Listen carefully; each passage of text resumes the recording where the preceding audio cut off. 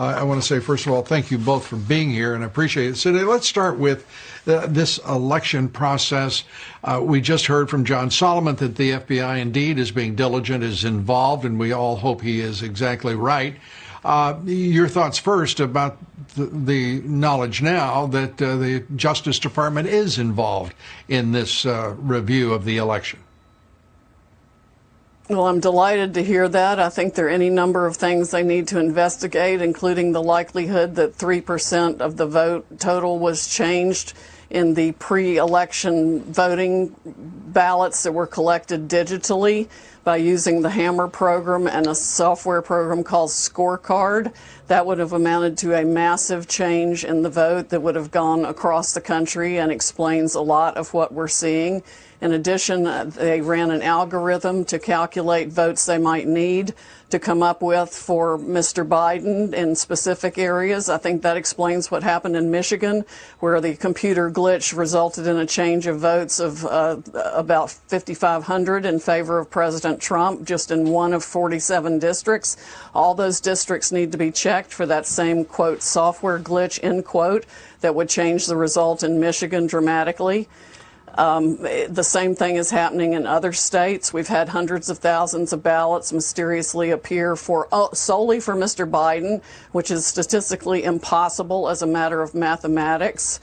It can all be documented. We are putting it into materials that we will file in federal court, and we need to seek relief in multiple states to enjoin the certification of any election results. To Hammer and Scorecard, are those the names that you just used for those programs? What's being done about it, and how broadly were they used by vote counters in various states? I think they were very broadly used, but not by the vote counters. They were used by the forces in the Democratic operatives that had access to these programs through the government access points that they have, and used it illegally to change votes in this country. It's got to be investigated, probably by the president's most trusted military intelligence officials who can get into the system and see what was done. But we do have some evidence that that is exactly what happened. And they've used it against other entities in other countries. It's just been turned recently against our own citizens here to change election results. It's absolutely appalling that that can be done. And whether it's called computer glitches or something else, somebody has actually gone into the system and changed voting results.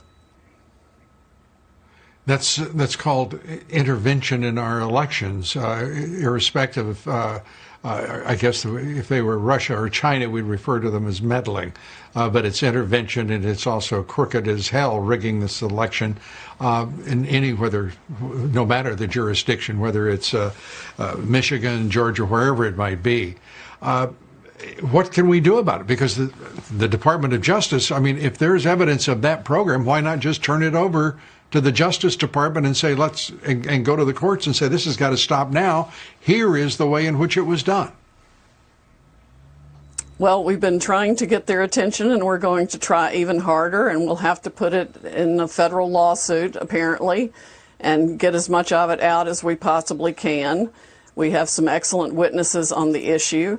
But this is coup 5.0, Lou. I mean, there was no reason to think that the Democratic operatives who spent hundreds of millions of dollars creating the Russia hoax, the Steele dossier, taking us through a special counsel operation for 2 years, trying an impeachment hoax, the apocalypse hoax, the obstruction hoax, wouldn't go so far as to create every means of voter fraud they could come up with to steal this election. That's exactly what happens. The president must fight back now in every way, shape, or form.